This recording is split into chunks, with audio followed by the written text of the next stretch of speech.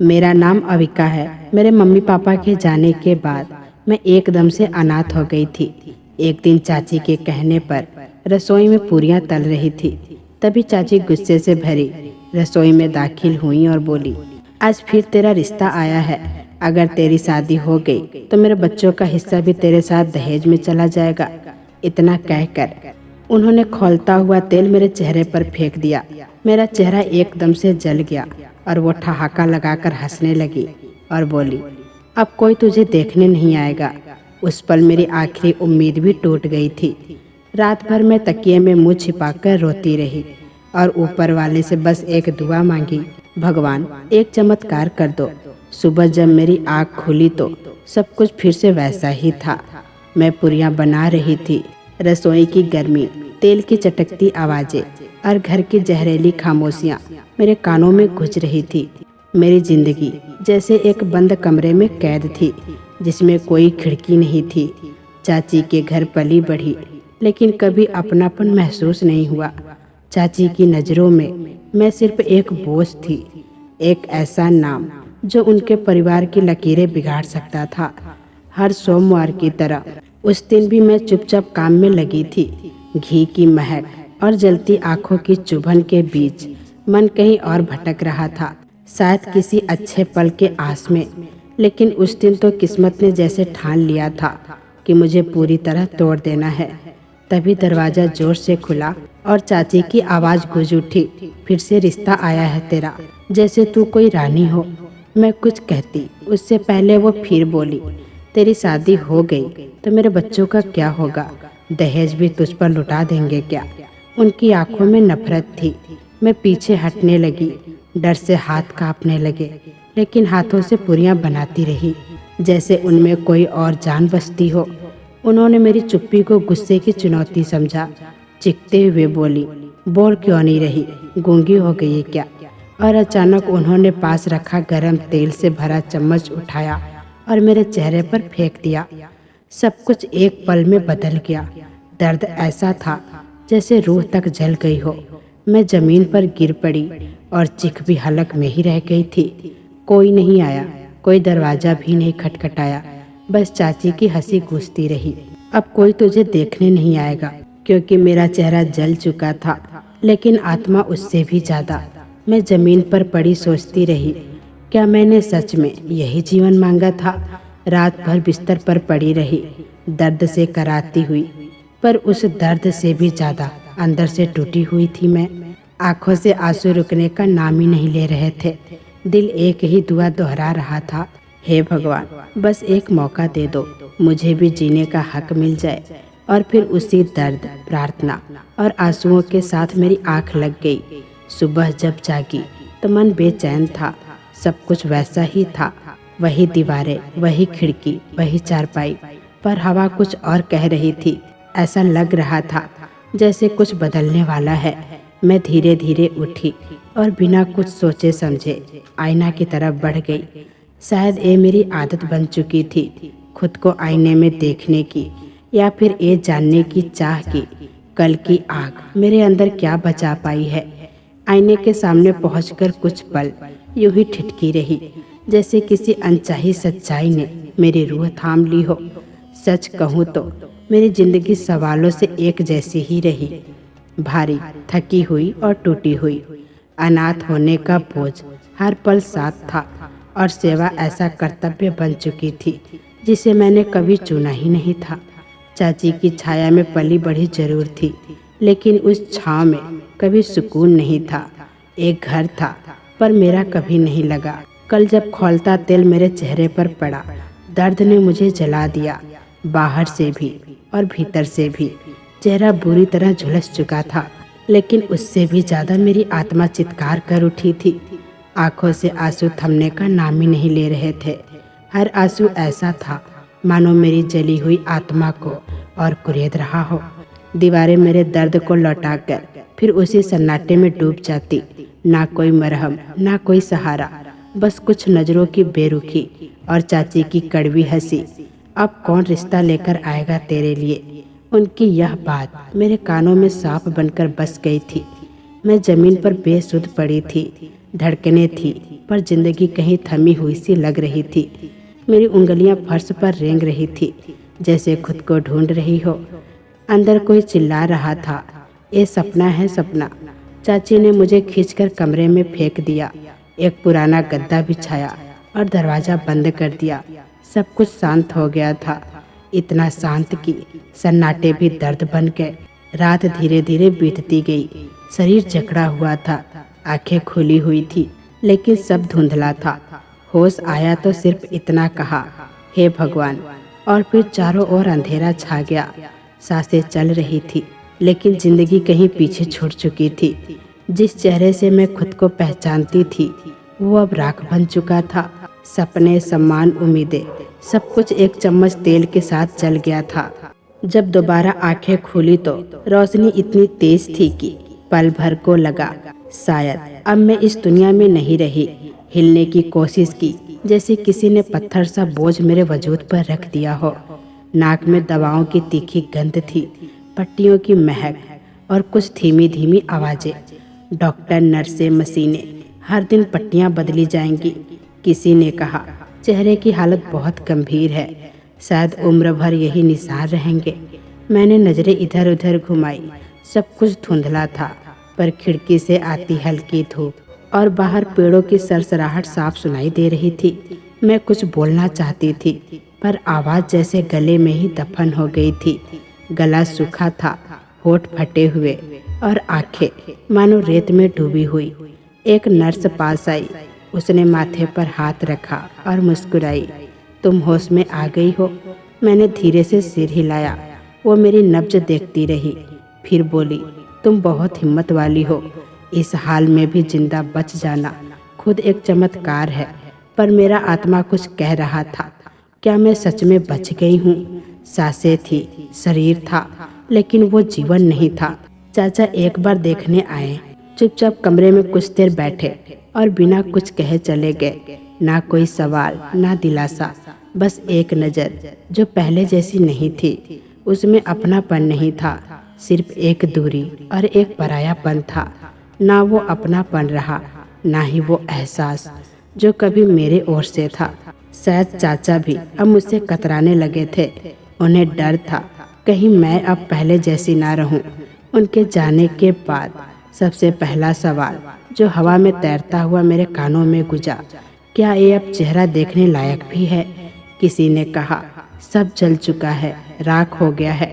Doctor ने धीरे से कहा, अभी कुछ कहना मुश्किल है, घाव गहरे हैं, पट्टियां हटाना अभी मुमकिन नहीं। मैं चुप थी, लेकिन भीतर कुछ बिखर गया था। मैंने धीरे से आंखें मूंदी और दिल ही दिल में दुआ मांगी, हे ऊपर वाले, अब उठा ही लो। अगर यही जिंदगी है तो मौत शायद ज्यादा रहमत दिल होगा। एक ख्याल किसी नुकीली छुरी की तरह मेरे भीतर उतर गया था। मैं बिस्तर पर थी, लेकिन हर सांस एक बोझ बन चुकी थी। डॉक्टरों ने कहा, कुछ हफ्तों तक हालात यही रहेगी। इन्फेक्शन कंट्रोल में आने के बाद ही कुछ कहा जा सकेगा। उन्हीं दिनों मेरी जिंदगी में एक रोशनी की किरण आई। एक नर्स सुभी, वो अपने नाम की तरह मेरे अंधेरे जीवन में धीरे धीरे उजाला फैलाने लगी। हर दिन वो मेरी पट्टियां बदलती, बगल में बैठकर चुपचाप मेरा हाथ पकड़ती और कहती, बहुत हिम्मत वाली हो तुम, टूटना मत। मैं कुछ नहीं कहती, बस आंखें बंद कर लेती और उसकी आवाज़ से खुद को जोड़े रखती। सुबह एक अजनबी नहीं रही थी, वो एक साया बन चुकी थी, एक ऐसा सहारा जो हर दिन मुझे थोड़ा थाम लेता। छठवें दिन डॉक्टर ने कहा, अब इसे थोड़ी देर बैठाया जा सकता है। नर्सों ने सहारा दिया और मैं धीरे धीरे उठी। बिस्तर के सामने एक शीशा था जिस पर अखबार चिपका हुआ था। शायद किसी ने मेरी खातिर किया था, या शायद खुद भी नहीं देखना चाहते थे, पर सच्चाई यही था। मुझ में अब वो हिम्मत नहीं बची थी कि मैं खुद को देख सकूं। मैं जानती थी कि सच से भागा नहीं जा सकता, लेकिन उस पर आईने से आंख मिलाने की ताकत मुझ में नहीं थी। इन दिनों मैंने खुद से बात करना सीख लिया था। जब कोई नहीं होता तो मैं अपनी सोच में खुद से कहती, अविका, ये तुम ही हो, और जवाब में बस खामोशी मिलती। एक दिन चाची की बेटी मुझसे मिलने आई। शायद पहली बार उसने दिल से कुछ कहा। मेरा हाथ पकड़कर बोली, जब कुछ समझ ना आए तो बस ऊपर वाले को याद करना, वो कभी साथ नहीं छोड़ता। वो मेरी ही उम्र की थी, लेकिन उसकी आंखों में वैसी नफरत नहीं थी जो उसकी माँ की आंखों में हर रोज दिखती थी। उसकी नज़रों में मेरे लिए करुणा थी, कोई सवाल नहीं, सिर्फ समझ। उसकी वो एक बात जैसे मेरे भीतर कोई हलचल पैदा कर गई। वो कभी साथ नहीं छोड़ता। उस रात मैंने पहली बार बिना शिकायत, बिना सवाल, एक सच्ची प्रार्थना की। शब्द टूटे हुए थे पर दिल से निकले थे। शायद उसी वजह से वो आसमान तक पहुंच गए। 15 दिन बीत गए। फिर डॉक्टर ने कहा, अब पट्टियां धीरे धीरे हटाई जाएंगी। नर्स ने थोड़ा हिचकते हुए कहा, थोड़ा दर्द होगा, लेकिन अब जरूरी है। पर अब जिस्म के घावों से डर नहीं लगता था। जो सबसे गहरी चोट थी वो भीतर लग चुकी थी। पट्टियों के नीचे से पहली बार जब हवा का हल्का झोंका चेहरे को छू गया तो जैसे किसी ने बहुत धीरे से मेरे दर्द पर हाथ रख दिया हो। थोड़ी राहत महसूस हुई। डॉक्टर बोले, कुछ दिनों बाद तुम्हें आईना दिखा सकते हैं। मैंने बस गर्दन हिलाई, पर भीतर फिर वही डर जाग गया। क्या मैं खुद को देख सकूंगी? उसी रात कमरे में एक जानी पहचानी आहट हुई। वो चाची थी। धीरे से पास आई और फुसफुसाते हुए बोली, तेरे कारण अब पूरे खानदान में बदनामी हो रही है। सब पूछते हैं क्या हुआ है। मैं चुप रही। उनकी बातों में न पश्चाताप था न ममता, बस एक डर समाज का। लेकिन मेरे लिए अब उनकी आवाज़ का असर वैसा नहीं रहा था। सब कुछ टूट चुका था, पर अब कुछ नया भी बनना शुरू हो रहा था। उनके शब्दों का अर्थ मैं भली भांति समझ रही थी, लेकिन कहने को मेरे पास अब कुछ भी नहीं बाकी था। फिर वो थोड़ा झुकी और अपनी कड़वी जहरीली आवाज में बोली, बस कोई तुझे अपना ले, वरना जिंदगी भर इसी कमरे में सड़ती रहेगी। फिर दरवाजा बंद हुआ और कमरे में एक अजीब सी खामोशी भर गई। पर उस खामोशी में भी मैं एक आवाज़ साफ सुन रही थी, वो जो कानों से नहीं आत्मा से टकराती है। उस रात मैंने फिर एक बार उसी ऊपर वाले के आगे हाथ जोड़े, पर इस बार मेरी प्रार्थना में डर नहीं था। थी तो बस एक टूटे हुए इंसान की सच्ची उम्मीद। अस्पताल से लौटना किसी घर में लौटना नहीं था, वो एक नई कैद की शुरुआत थी। कमरा वही था, पुरानी दीवारें, टूटी सी चारपाई और वो खिड़की जहाँ से अब रोशनी कम, धूल ज़्यादा आती थी। बस एक चीज़ नहीं थी, वो गहराती चुप्पी जो अब मेरी साथी बन चुकी थी। चाची ने मुझे पीछे वाले कोने में एक अलग कमरा दिया था। कहा था कि लोगों को तेरा चेहरा ना दिखे, यही बेहतर होगा। हमें शर्मिंदगी नहीं चाहिए। दरवाजे पर बाहर से ताला लगा दिया जाता था। दिन में एक बार चुपचाप खाना सरका दिया जाता, जैसे किसी कैदी के लिए थाली फेंकी जाती हो। चाचा अब मेरी तरफ देखना भी नहीं चाहते थे। उनकी नजरें मुझे ऐसे चीर जाती जैसे मैं कोई गुनहगार हूँ या कोई ऐसा साया जो शर्म और डर दोनों लेकर आता हो। मैंने वक्त को थामने की कोशिश शुरू की। दीवार पर अपनी उंगलियों से एक एक दिन की लकीर खींचने लगी। हर सुबह जब सूरज की किरण उस धूल भरी खिड़की से छनकर आती, मैं दीवार पर एक और निशान छोड़ देती, जैसे हर दिन मेरे एकांत की सजा को लंबा करता जा रहा था। एक दिन यूं ही अकेले बैठे बैठे कमरे में एक पुरानी अलमारी खोल दी। अंदर बस मिट्टी, धूल और कुछ बासी यादें दबी पड़ी थी।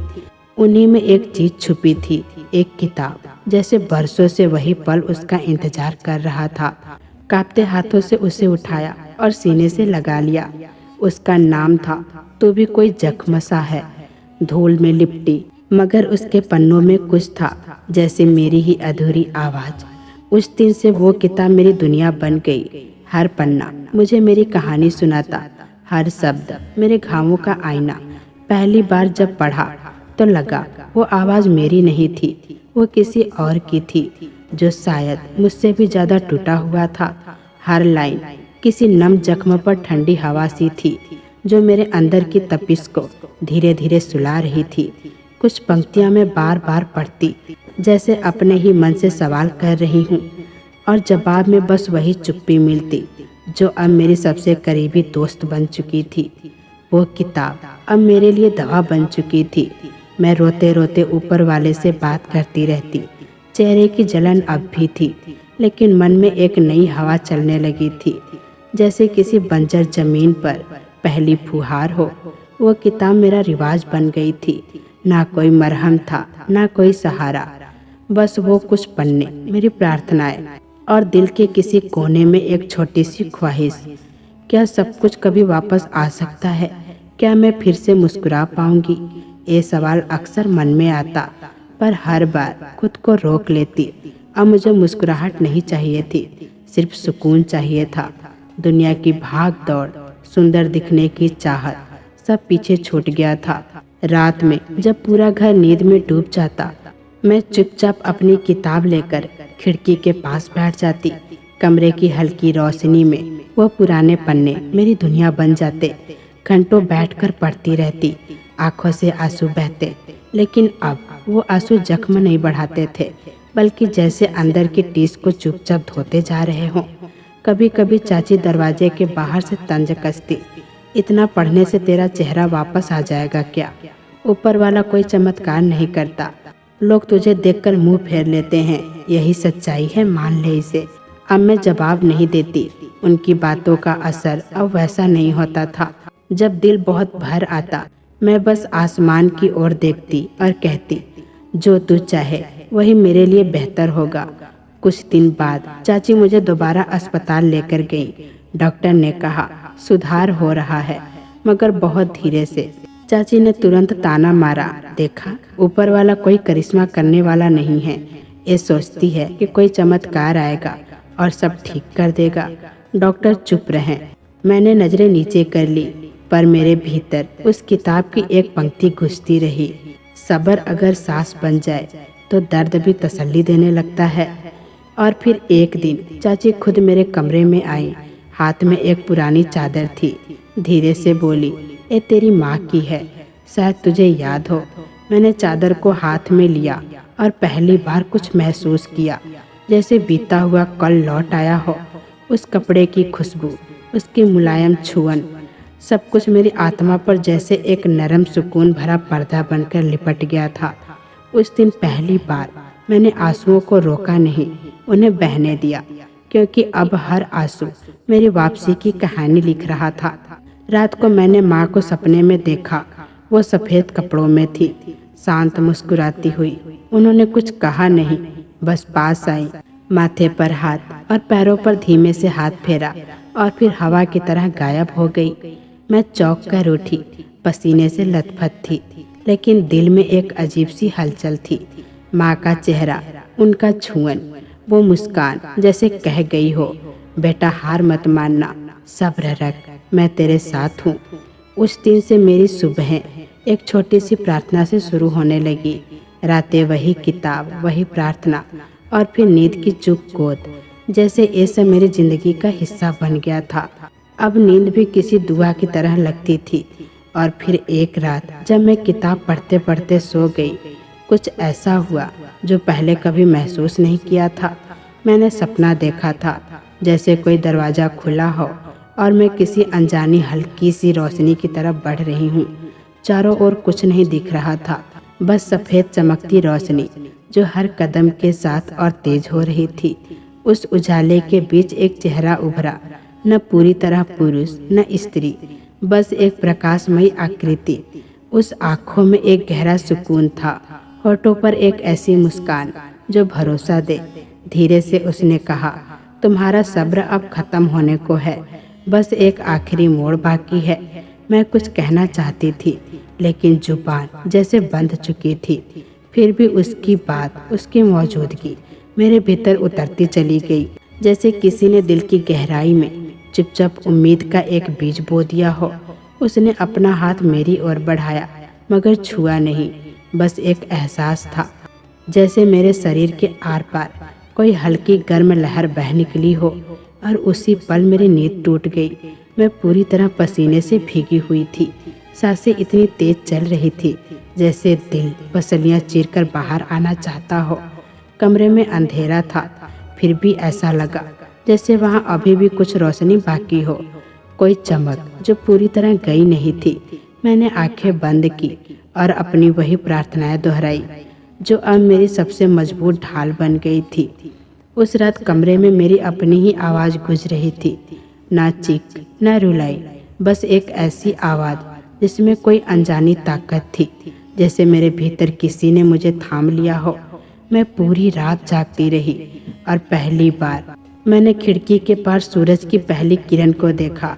वो कोई आम रोशनी नहीं थी, जैसे ऊपर वाले ने खुद संकेत भेजा हो। मैंने धीरे से खिड़की का पर्दा हटाया और बस यूं ही देखती रही। परिंदे उड़ रहे थे, हवा में किसी अनजाने फूल की हल्की सी खुशबू तैर रही थी। शायद कहीं कोई कली खिली थी, या शायद मेरे भीतर कोई नया एहसास जन्म ले रहा था। अगले दिन चाची की बेटी कमरे में आई, जिसकी आंखों में कभी कभार एक खामोश सी हमदर्दी दिखती थी। मैंने उसकी तरफ देखा और धीरे से कहा, कल रात मैंने एक सपना देखा, बड़ा अजीब था लेकिन बेहद सच्चा। उसने पूछा, क्या देखा? मैंने नजरें नीचे कर ली, फिर धीरे से कहा, किसी ने कहा सब्र अब पूरा होने को है, बस एक आखिरी मोड़ बाकी है। चाची की बेटी कुछ देर चुप रही, फिर बोली, कभी कभी सपने सच से भी ज़्यादा सच्चे होते हैं। शायद ऊपर वाला तुझे धीरे धीरे तैयार कर रहा है। मैं खामोश हो गई, पर दिल के किसी कोने में एक मीठा सा सुकून अब भी बाकी था। उसी रात चाची खाना लेकर आई। थाली जमीन पर रखते हुए झुंझलाकर बोली, अब क्या नया नाटक शुरू कर दिया है? कल कौन सा सपना आया तुझे? मैंने बस इतना ही कहा, जो ऊपर वाले की ओर से था वही देखा है। वो हंस दी और दरवाज़ा बंद करके चली गई। मैंने उसी दिन अपनी पुरानी डायरी निकाली और पहले पन्ने पर सिर्फ एक पंक्ति लिखी, अगर ये दुख की आखिरी रात है तो अगली सुबह जरूर रोशनी होगी। अब हर दिन की शुरुआत मैंने एक छोटी सी प्रार्थना से करनी शुरू कर दी थी और हर रात उसी के साथ ख़त्म होती। मैं इतनी थक जाती कि रोते रोते ही नींद आ जाती थी, लेकिन अब वो रोना भी जैसे एक सुकून बन गया था और नींद मेरी दुआओं का एक हिस्सा। 10 दिन बीते, डॉक्टर फिर आए, चेहरे की नई तस्वीरें ली, रिपोर्ट तैयार की। थोड़ी देर बाद उनकी आवाज़ आई, रिस्पॉन्स धीमा है लेकिन उम्मीद बाकी है, कुदरत अपना काम कर रही है। चाची की बेटी ने धीरे से मेरा हाथ पकड़ा और बोली, अविका, शायद यही वो मुश्किल मोड़ है जिसकी तू बात कर रही थी। मैंने सिर्फ चुपचाप सिर हिलाया। अब मुझे डर नहीं था, बल्कि जैसे किसी नए जन्म की प्रतीक्षा थी। अगली सुबह चाची किसी से कह रही थी, अब इसकी शक्ल दिखाने लायक नहीं रही। अगर कोई रिश्ता भी आएगा तो इसे देखकर खुद ही मना कर देगा। पहले ऐसे शब्दों में जहर घुला लगता था, अब वो सिर्फ एक आवाज़ लगते थे, खाली और बेमायने। उस शाम मैं अपने कमरे में बैठी थी। मैंने चाची की बेटी से कहा, मैं खुद को देखना चाहती हूँ। उसने चौंक कर पूछा, अभी? मैंने कहा, अभी नहीं, लेकिन जब वक्त आएगा मुझे हिम्मत चाहिए होगी। चाची की बेटी ने धीमे से कहा, जब तू कहेगी मैं शीशा ले आऊंगी। उस रात मैंने फिर प्रार्थना की, लेकिन इस बार शब्दों से नहीं, बस आंखें बंद की और दिल में एक ही बात दोहराई, बस वो देना जो मेरा यकीन बचाए रखे। अब सब कुछ बदल चुका था। मैं अब अपने चेहरे से मुंह नहीं चुराती थी। अब मैंने उसे समझने के बजाय स्वीकार कर लिया था। चाची की बेटी ने एक दिन कहा, चाहो तो हल्के से देख सकती हो, एक धुंधला सा अक्स जैसे धूप बनता है। मैंने कुछ पल सोचा, फिर मुस्कुरा कर कहा, नहीं, जब देखूंगी तो पूरी रोशनी में देखूंगी, अभी नहीं। अब मैं अपने हाथों से अपने चेहरे को महसूस करने लगी थी, जहाँ नरमी थी, जहाँ शक्ति। हर उंगली का स्पर्श जैसे कोई नक्शा बना रहा था। मैं अब खुद को शीशे के बिना भी पहचानने लगी थी। फिर एक रात मुझे फिर वही सपना आया, वही चेहरा दूर खड़ा, ना कोई शब्द, ना कोई आवाज़, बस हाथ से इशारा, बस अब तुम बहुत करीब हो। मैं जागी और पहली बार मुस्कुराकर आसमान की ओर देखा। अब कोई डर नहीं था। अगर कोई इम्तिहान बाकी है तो मैं तैयार हूँ। सुबह मामूली सी आवाज़ आई, उठ जा, कुछ रिश्ते वाले आ रहे हैं। ये सुनते जैसे वक्त थम गया, लेकिन अंदर एक अनजाना सुकून भर आया। न मैंने पूछा कौन आ रहा है, न जानने की कोई इच्छा थी, बस दिल की एक धड़कन जैसे ठिठकी। कुछ बड़ा होने वाला है। मैं चुपचाप उठी और वही सफेद चादर ओढ़ ली जो सालों से मेरे दुखों की साथी बनी हुई थी। थोड़ी ही देर में बैठक से आवाजें आने लगी, हंसी, सवाल जवाब, चाय की चुस्कियां और फिर कुछ मुस्कुराहटें। चाची की बेटी रूही कमरे में आई, धीरे से बोली, वो लोग तुझे देखना चाहते हैं, तू तैयार हो जा। उसकी आंखों में कुछ था, वो कुछ कहना चाहती थी पर खुद को रोक रही थी। धीरे से बोली, तू चादर में ही रहना, नजरें नीची रखना और कुछ मत कहना। जैसे उसके अपने शब्द भी उसे तोड़ रहे हों, मानो उसके दिल में भी डर था कि कहीं कुछ बिखर ना जाए। चाची दरवाजे पर खड़ी थी। उन्होंने बस इशारे से कहा, चल देर हो रही है। मैंने चादर ठीक की और धीरे धीरे बैठक की ओर बढ़ चली। जैसे ही मैंने कमरे में कदम रखा, सारी नजरें एक पल को मेरी ओर उठी और फिर चारों ओर खामोशी छा गई। सामने बैठे लड़के के पिता ने नजरें चुरा ली और एक औरत ने मुझे ऊपर से नीचे तक देखा। फिर शायद अपने मन में कोई फैसला कर लिया। क्या यही लड़की है? उसने चाची से पूछा। हाँ जी हाँ, यही है, चाची ने जवाब दिया। थोड़ी कमजोर लगती है लेकिन दिल बहुत साफ है। उनके शब्दों में वो झूठ ऐसे बह रहा था जैसे कोई रोज की आदत हो। फिर उस औरत ने थोड़े शक से कहा, तस्वीर से तो काफी अलग लग रही है। चाची ने एक झलक मेरी ओर देखा और बिना मेरी अनुमति के चादर को झटके से खींच दिया। देख लीजिए, शक्ल चाहे जैसी हो, किस्मत बहुत अच्छी है। उस पल में जब चादर नीचे गिरी, हवा में कुछ ऐसा कांपा कि मेरी आत्मा तक कांप उठी। वो औरत एक बार मेरी ओर देखती है, फिर नजरें फेर लेती है। वो पुरुष चुपचाप उठ खड़ा होता है, बस इतना कहता है, हम सोचकर जवाब देंगे, और दरवाजे की ओर बढ़ जाते हैं। चाची पीछे से बोलती रहती हैं, हमारी बेटी बेकार नहीं है, बस एक हादसा हुआ है। दिल बहुत साफ है इसका। लेकिन दरवाजा बंद हो चुका था और फिर चाची की हंसी गूंजती है, एक तीखी तंज भरी हंसी। मैं कहती थी ना कि कोई तुझे नहीं अपनाएगा। अब तो होश आ गया होगा तुझे इस बात का। चाची के शब्द सीने में तीर की तरह लगे, लेकिन मैं चुपचाप पलट गई और अपने कमरे की ओर चल दी। ना आंसू थे, ना चीख, बस एक गहरा सन्नाटा था जो आत्मा को चीरता हुआ भीतर उतर गया।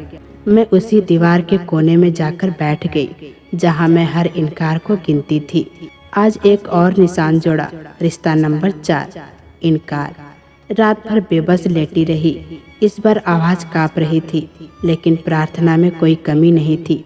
मैंने थोड़ा पानी पिया, आंसू पोंछे और बस एक ही बात ऊपर वाले से कही, जो दुख देगा वो भी तेरा फैसला और जो सुकून देगा वो भी तेरी मर्जी।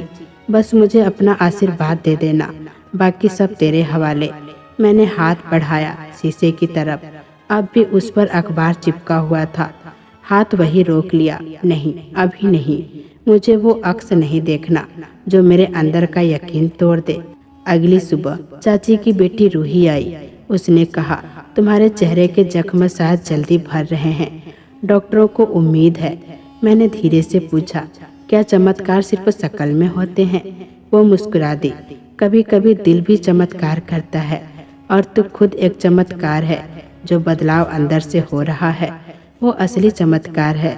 उसके बाद में हर दिन थोड़ी थोड़ी बदलने लगी। हर सुबह जैसे कोई मरहम रख जाता मेरे जख्मों पर। वो पुरानी किताबें जो कभी धूल में छिपी हुई थी, अब मेरे लिए रोशनी का रास्ता बन रही थी। मेरी टूटी हुई शादी एक अधूरी कहानी थी, और प्रार्थना मेरी सबसे बड़ी ताकत। वो रिश्ते वाले तो जा चुके थे, लेकिन मेरी गैरत अब जाग चुकी थी। मैंने खुद से वादा किया, अब जो आएगा वो मेरे चेहरे से नहीं, मेरे सब्र से प्यार करेगा। अब मैं खुद को ऊपर वाले के हाथों से बनते देख रही थी, शांत होकर, यकीन के साथ और पूरे भरोसे के साथ। घर के पुराने संदूक में कुछ किताबें पड़ी थी, धूल से सनी, मगर शब्द अब भी जिंदा थे। मैंने उन्हें साफ किया जैसे खुद को फिर से जिंदा कर रही थी। चाचा के मोबाइल से रजिस्टर्ड नंबर अपडेट किया और एक ऑनलाइन प्लेटफॉर्म खोला। अब मुझे दुनिया को चेहरा नहीं दिखाना था, अब मुझे अपने हुनर को आवाज़ देनी थी। मैंने फ्री ऑनलाइन क्लासेस शुरू की, सोशल मीडिया मैनेजमेंट और कंटेंट राइटिंग। दिल की किसी कोने में अब भी चाची की आवाज़ गूंजती रहती थी। बस फोन में घुसी रहती है, कोई काम धंधा थोड़ी है ए। पर मैंने जवाब नहीं दिया, बस चुपचाप अपना काम करती रही। पहला क्लाइंट अमेरिका से मिला। उसने कहा, you right like someone who has seen the world in silence. मैंने मुस्कुराकर जवाब दिया, silence is the best teacher. 5 दिन में दूसरा काम मिला, फिर तीसरा। काम बढ़ने लगा और मेरा भरोसा भी। एक दिन चाचा ने पूछा, ये लैपटॉप कहाँ से आया? मैंने साफ कहा, अपने पैसे से लिया है, काम के लिए। वो कुछ पल चुप रहे, जैसे कुछ कहना चाहते थे, फिर बिना कुछ बोले चले गए। चाची ने सुना तो हंसते हुए बोली, अब ये जली हुई शक्ल वाली भी कमाने लगी है, कोई रहम खा रहा होगा इस पर। मैंने सिर्फ मुस्कुरा कर कहा, हो सकता है, पर वो रहम इज्जत से भरा है। चाची गुस्से में दरवाज़ा जोर से बंद करके चली गई। अब मेरा कमरा बदलने लगा था। एक छोटा सा मैप बुक, एक स्टडी टेबल, दीवार पर मेरे प्रोजेक्ट का लिस्ट, हर दिन कुछ नया। कभी कोई स्टोरी बोर्ड, कभी कोई क्लाइंट मीटिंग। क्लाइंट की लिस्ट बढ़ रही थी और उनके शब्द मेरे लिए प्रेरणा बनते जा रहे थे। एक क्लाइंट ने एक दिन कहा, आपको चेहरा दिखाने की कोई जरूरत नहीं है। मैंने उसी पल सोच लिया, शायद अब मुझे अपना चेहरा साबित करने की जरूरत ही नहीं रही। एक दिन मोहल्ले के एक बच्चे की स्कूल फीस भरने की बात सुनी। मैंने चुपचाप उसकी फीस भर दी। जब चाची को पता चला तो फिर ताना मारने से नहीं रही। अब पैसे भी बांटने लगी है और मैंने बस इतना ही कहा, जब हाथ कमाने लगते हैं तो दिल को सुकून की भी जरूरत होती है। अब मैं खामोशी से काम करती थी और उसी खामोशी में दूसरों की मदद भी कर देती थी। न किसी को बताने की जरूरत होती, न साबित करने की, बस सुकून मिल जाता था। दिल के भीतर कहीं गहराई में मेरी प्रार्थना अब कोई रस्म नहीं रही थी, वो मेरे दिनचर्या का हिस्सा बन चुकी थी। एक ऐसी आदत जो अब शब्दों से नहीं, रिश्ते से जुड़ी हुई थी। एक दिन चाची की बेटी ने मुझसे कहा, तू वैसी नहीं दिखती जैसी पहले थी, तेरे अंदर कुछ तो है, कुछ उजास जो बाहर तक दिखता है। मैंने मुस्कुराकर जवाब दिया, ये उजास मेरी हिम्मत की है, मेरे काम और मेरे हौसले की। ये दोनों हर दिन मुझे थोड़ा थोड़ा नया बना रहे हैं। शायद पहली बार लगा था, अब मैं अपनी कीमत खुद तय कर रही हूँ और उस कीमत के लिए मुझे किसी शीशे की जरूरत नहीं रही। कई महीने बीत चुके थे, काम, प्रार्थना, पढ़ाई और एक शांत संतोष, जैसे हर रात कोई नर्म सी रोशनी दिल में उतर आती थी। तभी एक दिन एक नया प्रोजेक्ट आया। जैसे ही फाइल खोली, क्लाइंट का नाम था मयंक, मुंबई से था। एक ब्रांड के लिए इंग्लिश में कॉपी राइटिंग करवानी थी। उसका पहला मैसेज था, hi Avika, your writing simple और impressive, can we discuss of concept for my brand. मैंने जवाब दिया, sure, send me your idea brief and timeline. शुरुआत में सब सामान्य था, वक्त पर पाबंद, बिल्कुल प्रोफेशनल और हर भुगतान समय पर। लेकिन कुछ ही हफ्तों में उसकी बातों में एक हल्का बदलाव आने लगा। एक दिन उसने लिखा, you don't just right, you make people feel. इससे पहले इसे बस एक तारीफ समझकर नज़रअंदाज किया, लेकिन फिर एक दिन उसने सीधा लिखा, दिल करता है आपसे बिना काम की बात करूं, बस यूं ही आपको सुनूं। उसका मैसेज पढ़कर दिल जैसे एक पल के लिए ठहर गया। मैंने स्क्रीन को देर तक देखा, फिर जवाब दिया। उधर से भी जवाब जल्दी ही आ गया, मुझे खेद है, लेकिन इस दिल की बात थी तो रोक नहीं पाया। अगर बुरा लगा हो तो माफ़ कर दीजिए। मैं ठहर गई, नहीं, बुरा तो नहीं लगा। शायद इसलिए क्योंकि उसके शब्दों में कोई दिखावा नहीं था। वो मुझे सिर्फ मेरे शब्दों से जानता था, ना शक्ल देखी थी, ना कोई अतीत पूछा था। फिर भी उसके लफ्ज किसी पुराने भूले हुए गीत जैसे लगने लगे थे। कुछ दिन खामोश रही, फिर एक दिन उसका फिर से मैसेज आया, क्या आपको लगता है किसी से जुड़ने के लिए चेहरा जरूरी होता है? मैं कुछ पल चुप रही, फिर दिल से जवाब निकला, अगर इरादे साफ हो तो चेहरा कभी भी जरूरी नहीं होता, फिर तो हर रिश्ता सच्चा हो सकता है। उसने लिखा, तो फिर क्या मुझे इजाज़त है? मैं आपकी सोच को समझना चाहता हूँ। मैंने कोई जवाब नहीं दिया, लेकिन दिल के एक गहरे कोने में एक अजीब सी शांति थी, जैसे किसी ने मेरी रूह की दीवार पर पहली बार बिना शोर किए नरमी से दस्तक दी हो। दिन बीतते गए, हम अक्सर रात में बातें करने लगे। कभी वो काम की बातें करता, कभी किसी मजाक पर हल्का सा मुस्कुरा देता, कभी उसके शब्दों में हैरानी होती, कभी बस मौसम की एक छोटी सी चर्चा। एक रात उसने कहा, अविका तुमने कभी अपने बारे में कुछ बताया नहीं। मैंने थोड़ी देर सोचा, फिर लिखा, मैं बस एक साधारण लड़की हूँ जिसने कुछ असाधारण हालातों में जीना सीख लिया है। उसने जवाब दिया, तो फिर तुम बिल्कुल आम नहीं बल्कि बहुत खास हो। उस रात हम देर तक बातें करते रहे। मेरे हाथ में किताब थी, दिल में हलचल और दिमाग सिर्फ मयंक की तरफ खींचता जा रहा था। मैंने ऊपर वाले से प्रार्थना की, अगर यह इंसान मेरे लिए नहीं बना है तो इसे मेरे दिल से दूर कर दे, पर अगर है तो कोई न कोई इशारा दे। अगले दिन सुबह उसका मैसेज आया, आज तुम्हारा भेजा हुआ काम देख रहा था, पता नहीं क्यों तुम बहुत याद आने लगी। ऐसा लगा जैसे तुम्हारी आवाज़ और तुम्हारे शब्द हर लाइन में सांस ले रहे हों। मैं स्क्रीन को बस देखती रही, कुछ जवाब नहीं दिया, पर आंखें भीग गई थी। मुझे मालूम था कि उसे सच्चाई नहीं पता थी। उसे नहीं मालूम था कि जिससे वो बात कर रहा है वो एक समाज की नज़रों में आम नहीं। कुछ दिन बाद मैंने तय किया कि उसे अपने से दूर रखने का इशारा दूं। मैंने उसे एक मेल लिखी, मैं बस एक काम करने वाली लड़की हूँ। मेरी निजी जिंदगी में कुछ ऐसे सच है जो आपको उलझा सकते हैं। उसका जवाब आया, उलझनों को समझना ही तो इंसानियत की असली पहचान होती है। मैंने कुछ नहीं कहा, बस उससे बात करना धीरे धीरे कम कर दिया। 2 दिन तक कोई संदेश नहीं आया। तीसरे दिन उसका मैसेज आया। उसकी खामोशी का मतलब मैं समझता हूँ, पर अगर कभी लगे कि मैं सुनने के काबिल हूँ तो बिना झिझक मुझसे बात कर लेना। पहली बार किसी ने मेरे इनकार को भी इजाज़त की तरह स्वीकारा था। मैंने अपने दिल को कड़ा बना रखा था, खुद से कह रही थी, यह वो दुनिया नहीं जहाँ सपने सच होते हैं। लेकिन दिल ने फुसफुसाया, अगर ऊपर वाला चाहे तो क्या सपना भी हकीकत नहीं बन सकता। उस रात मैं देर तक सोचती रही। मयंक की हर बात मेरे दिल की दीवारों पर जैसे खुदी जा रही थी। अब समझ आ रहा था, मयंक शायद कोई अजनबी नहीं बल्कि बस देर से आने वाला अपना है।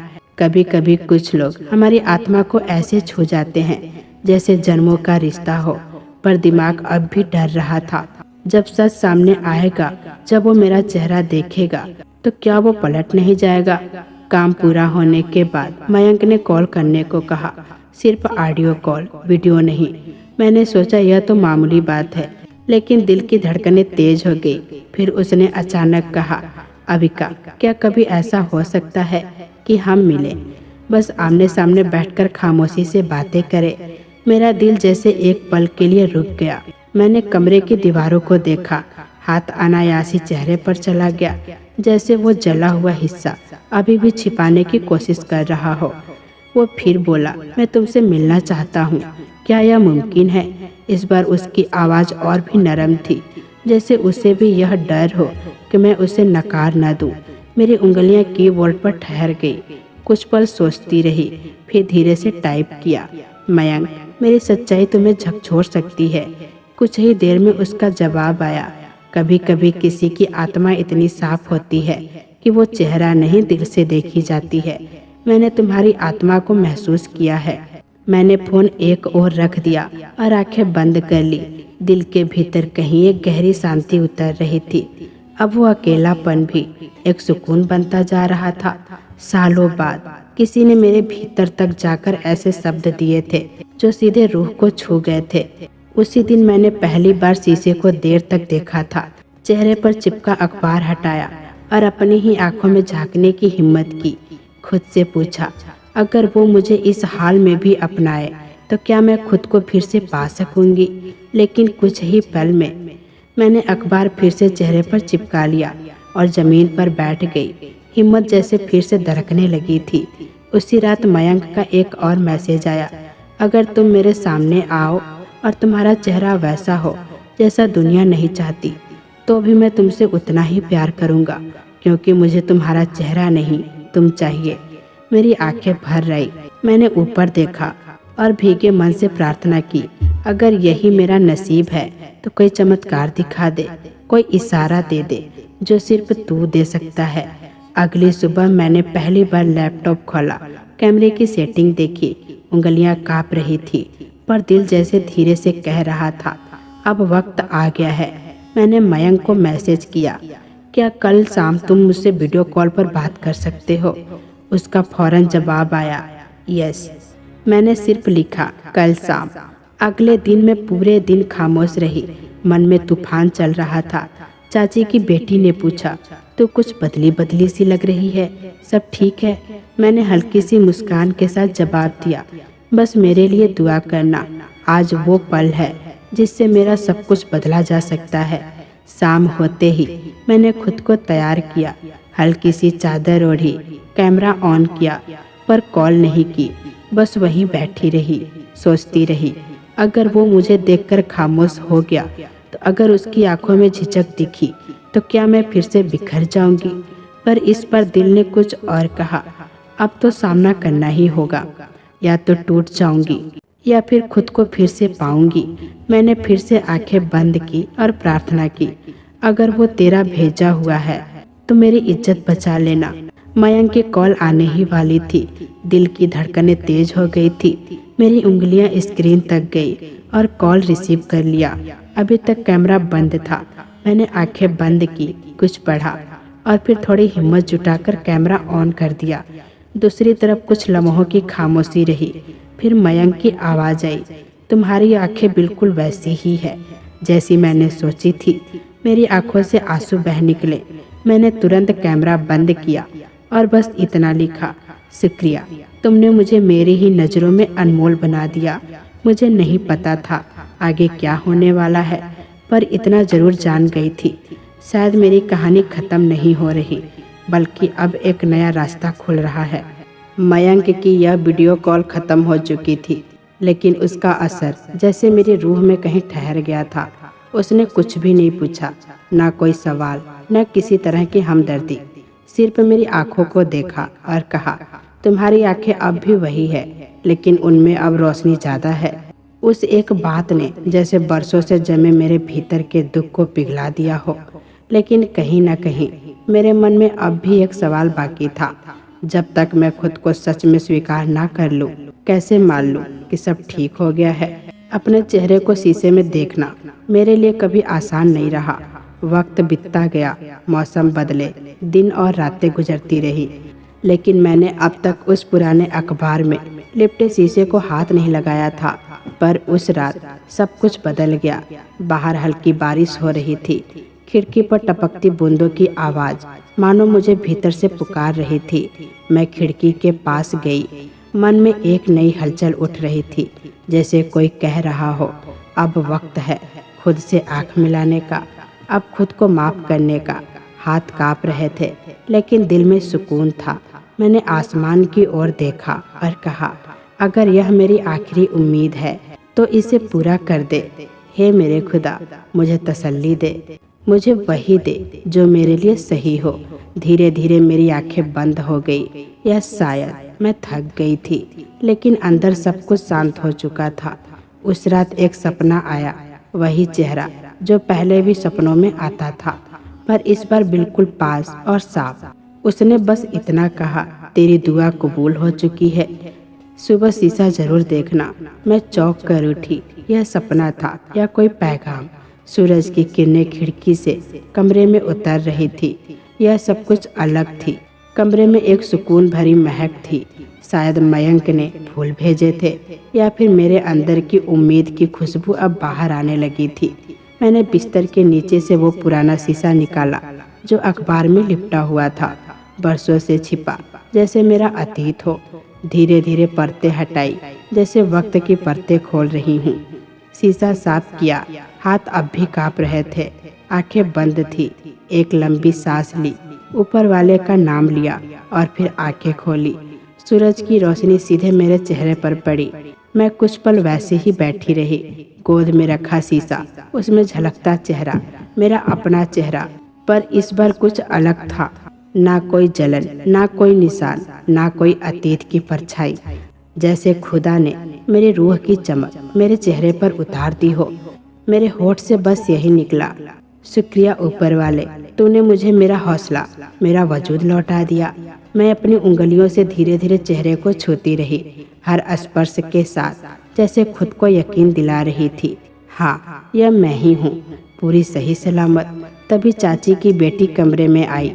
मुझे इस हाल में देखकर एक पल को ठिठकी, फिर मेरी तरफ आई, चेहरे को देखा और उसकी आंखें भर आई। यह तुम्हारा चेहरा है? मैंने हल्की मुस्कान दी, आंसू पोंछे और धीरे से कहा, हाँ यही मैं हूँ। जैसे ऊपर वाले ने दोबारा पूरा कर दिया।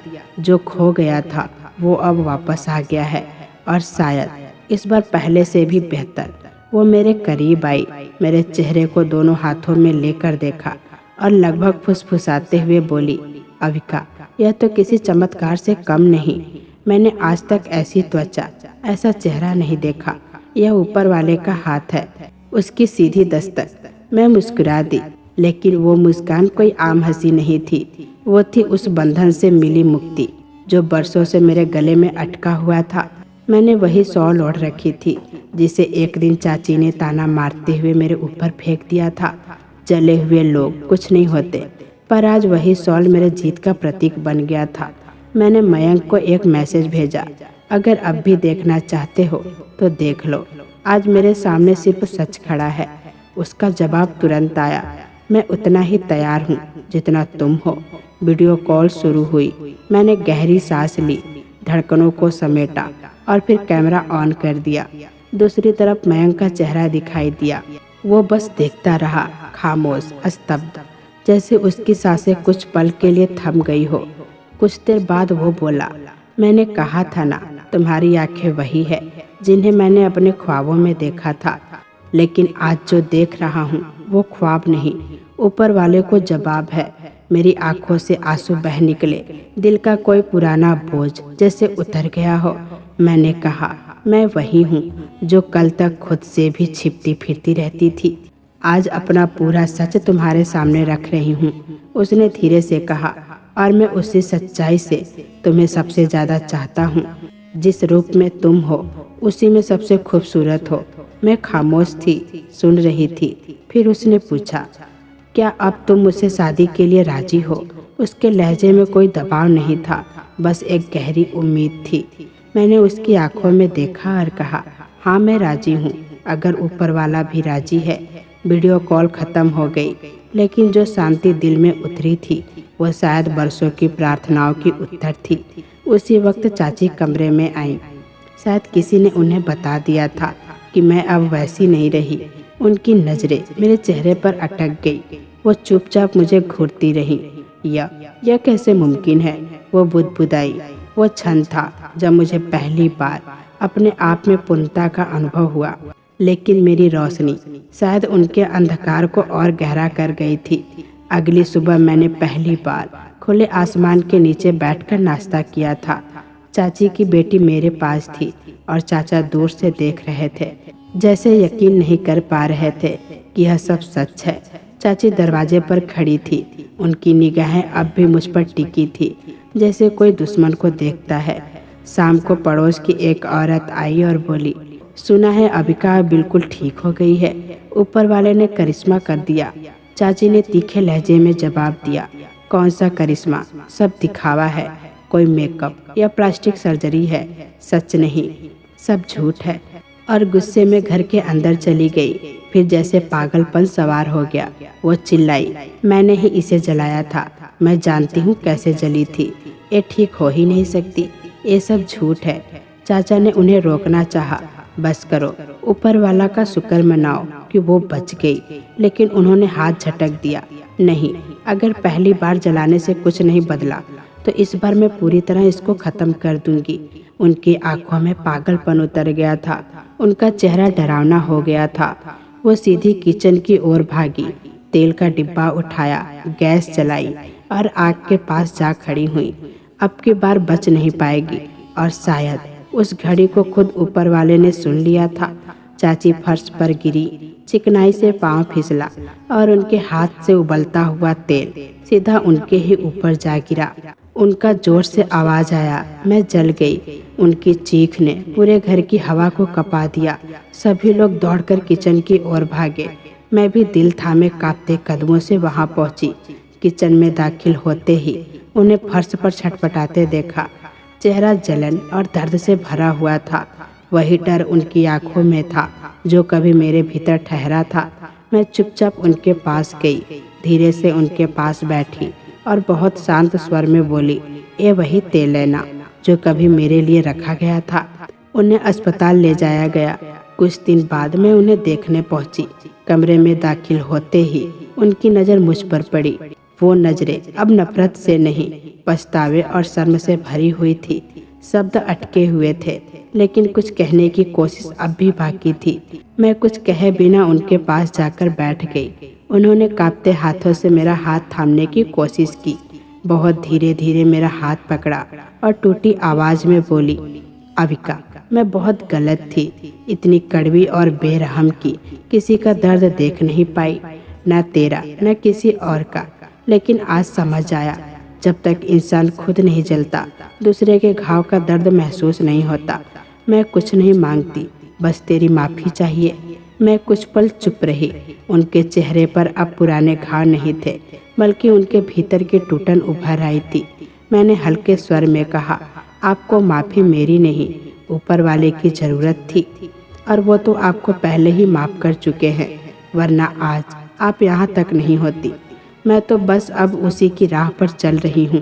उनकी आंखों से बहते आंसुओं ने मेरा हाथ भिगो दिया। उन्होंने मेरे हाथ को चूमा और पहली बार ऐसा महसूस हुआ जैसे वो औरत जो कभी मेरी सबसे बड़ी सजा थी, अब मेरी अपनी बन गई हैं। कुछ दिन बाद उन्हें अस्पताल से छुट्टी मिल गई। चेहरा अब वैसा नहीं रहा था, लेकिन जो पहचान बदली थी वो थी उनके भीतर की। अब वो हर उस औरत से माफ़ी मांगती थी जिन्हें उन्होंने किसी तरह से तोड़ा था। हर उस इंसान के लिए प्रार्थना करती थी जिसे कभी अपने शब्दों से जख्मी किया था। घर लौटते समय चाची की बेटी ने मेरी ओर देखा और मुस्कुराकर बोली, अभिका, तूने इस कहानी को वहीं ख़त्म किया जहाँ से शुरू हुई थी, लेकिन इस बार एक मकसद और एक नई ताकत के साथ। तूने सिर्फ खुद को नहीं, कई और जिंदगियों को भी रोशनी दे दी है। मैं मुस्कुरा दी। नफरत से कुछ नहीं बचता, न चेहरा और न आत्मा, लेकिन माफ़ी जरूर मरहम बन जाती है। जख्म भरे ना भरे, पर सहने लायक जरूर हो जाते हैं। उस दिन मैंने खुद से वादा किया, अब मेरी ज़िंदगी सिर्फ मेरे लिए नहीं होगी, बल्कि उन सबके लिए होगी जो कहीं ना कहीं ज़िंदगी से हार चुके हैं, जिन्हें किसी ने जला दिया है, भीतर या बाहर से। क्योंकि अब मैं जानती हूँ, इंसाफ होता है, धीरे होता है, पर होता ज़रूर है। और जब होता है तो बस ऊपर वाला करता है, सही वक्त पर सही तरीके से। एक दिन चाची ने मेरी ओर देखा जैसे मेरी आत्मा तक पहुंचने की कोशिश कर रही हो। फिर बोली, मैं हार गई अबिका। मैंने मुस्कुराकर जवाब दिया, नहीं चाची, अब जीत गई। अब उनकी आवाज़ में वो नफरत नहीं थी जो कभी हर शब्द में झलकती थी। अब उसमें थकी हुई सच्चाई थी। मैंने तेरा चेहरा जलाया था ना। उनकी आंखें झुक गई तो ऊपर वाले ने मेरा चेहरा जला दिया। माफ़ कर दे, बहुत सताया तुझे। उनकी आवाज़ टूट गई और आंसुओं में डूब गई। मैंने उनकी आंखों में देखा, अब वहाँ नफरत नहीं, पछतावे की नमी थी। मैंने धीरे से उनका हाथ थामा और कहा, मेरा चेहरा ऊपर वाले ने बचा लिया और साथ ही दिल से नफरत रखने का हक भी छीन लिया। मैं आपको माफ़ करती हूँ चाची। वो रो पड़ी जैसे बरसों की जमी हुई धूल अब धुल गई हो। उन्होंने मेरा हाथ कसकर पकड़ा। बस एक बार कह दे, तूने माफ़ कर दिया है, शायद मेरा मन हल्का हो जाए। मैं उनके पास और करीब खिसक गई। उनकी आंखों में देखकर साफ और सुकून भरे स्वर में बोली, मैंने आपको माफ़ कर दिया है चाची। कमरे की फिजा बदल गई थी। अब वहाँ कोई शिकायत, कोई नफरत नहीं थी। सिर्फ एक माँ थी जो अपनी बेटी के सामने पश्चाताप में झुकी थी। उसी पल दरवाज़ा खुला। मयंक अंदर आया, कुछ कदमों में मेरे पास आ पहुँचा और बैठ गया। उसने मेरा हाथ थाम कर कहा, मैं तुम्हें सिर्फ तुम्हारे चेहरे से नहीं, तुम्हारी आत्मा से चाहता हूँ। चाची ने उसकी बात सुनी और आंखें बंद कर ली। शायद अब उन्हें यकीन हो गया था, ऊपर वाले का इंसाफ भले ही धीमा हो पर पूरा जरूर होता है। तो दोस्तों, कैसी लगी ये कहानी कमेंट बॉक्स में ज़रूर बताइएगा। फिर मिलेंगे अगली वीडियो के साथ। तब तक के लिए अपना ख्याल रखना।